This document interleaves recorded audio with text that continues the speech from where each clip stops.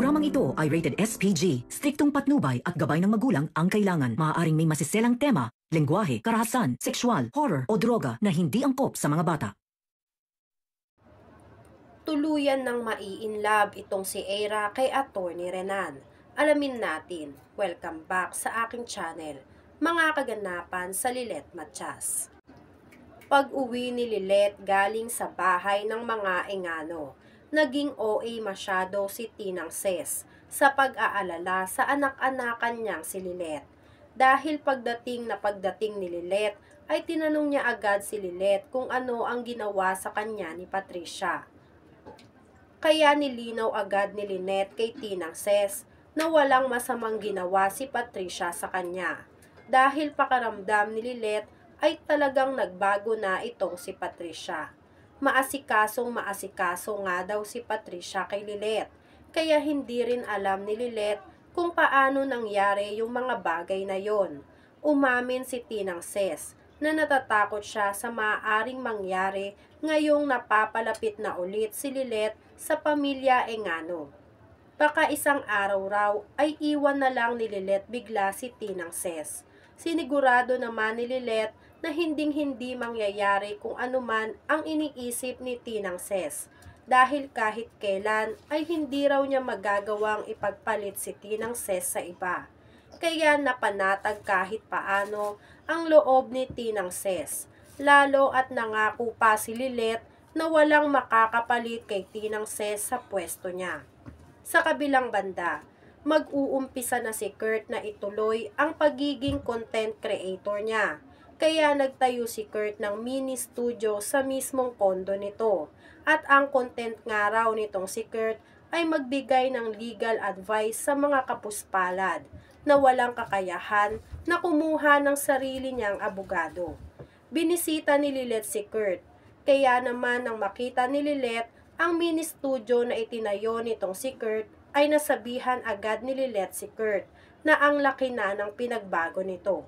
Mula sa dating binubuli-buli lang noon si Lilet ay ngayon naman ay nagbago na. Kaya humingi ng sorry si Kurt kay Lilet sa mga pangbubuli na ginawa noon ni Kurt kay Lilet. Pero ngayon raw ay si Lilet na ang naging inspirasyon ni Kurt. Nagimbal si Lilet dahil akala niya kung ano na ang gustong sabihin ni Kurt sa kanya. Kaya nagtaka si Kurt kung ano ba ang gustong malaman o sabihin ni Kurt sa kanya. Samantala, makalipas ang maraming buwan, ay sunod-sunod na kaso ang nahawakan ni Lilet at sunod-sunod rin na pagkapanalo ang nangyari sa kanya. Nakasuporta rin ang kapatid niyang si Trixie sa kanya sa lahat ng kasong hinahawakan niya. Kaya masayang-masaya si Lilet na ipagpatuloy ang pangarap niya. Isa pang magandang balita para kay Lilet dahil nakapasa si Trixie sa law school at susunod na raw si Trixie sa yapak ng ate niyang si Lilet. Natuwa si Lilet at kinongratulate ang kapatid na si Trixie. Kayang-kaya raw ni Trixie ang law.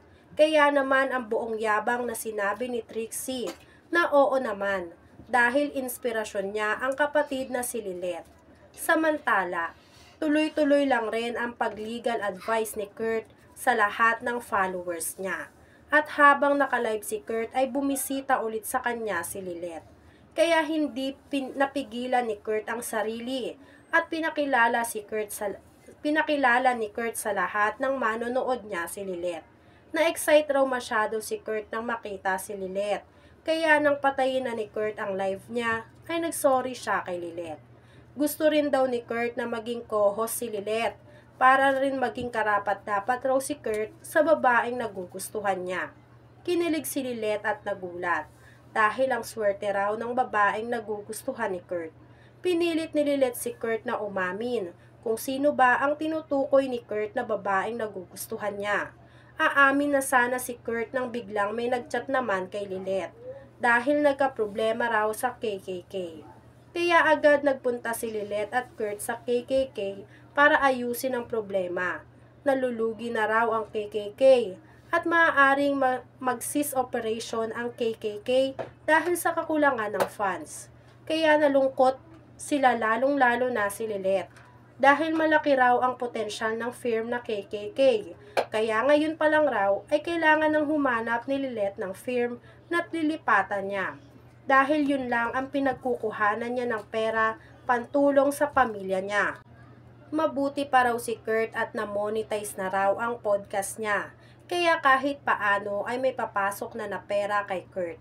Sinabihan ni Kurt si Lilet na huwag maghinaan ng loob.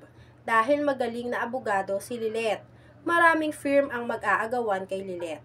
Samantala, pinoproblema pa rin ni Lilet ang pagsasara ng firm.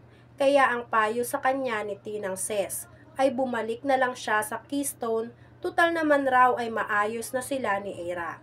Pinag-isipang mabuti ni Lilet kung ano ang magiging desisyon niya, kaya nang hingi ulit ng sign itong si Lilet. Samantala, ito na ata ang sign na hinihingi ni Lilet nang makita niya ang dati niyang collage na si Melissa at manumbalik kay Lilet lahat ng pambubuli nito sa kanya noon. Ngunit ngayong nagkita na sila ay nagkapatawaran na rin silang dalawa. Kaya sumama si Lilet sa loob ng korte para panoorin si Attorney Melissa na ipagtanggol ang kliyente nito. Nakarelate si Lilet sa lahat ng usapin sa korte. Sa kabilang banda, sinama ni Eira si Lilet sa isang bar kasama nga itong si Kurt. Hindi naman akalain ni Eira na isasama ni Lilet si Attorney Alon. Kinaiinisan na ni Eira si Attorney Alon. Ngunit sinabi ni Lilet na kaya niya inimbitahan si Attorney Alon dahil gusto niyang magpasalamat sa ginawa sa kaso ng nanay nilang si Attorney Meredith, kaya walang nagawa si Eira. Nakita ni Attorney Renan na tinitignan ni Kurt ang litrato nilang dalawa ni Lilet, kaya sinabihan ni Attorney Renan si Kurt kung bakit hindi sabihin kay Lilet ang nararamdaman niya para kay Lilet. Binalik naman ni Kurt kay Attorney Renan ang tanong ni Attorney Renan sa kanya.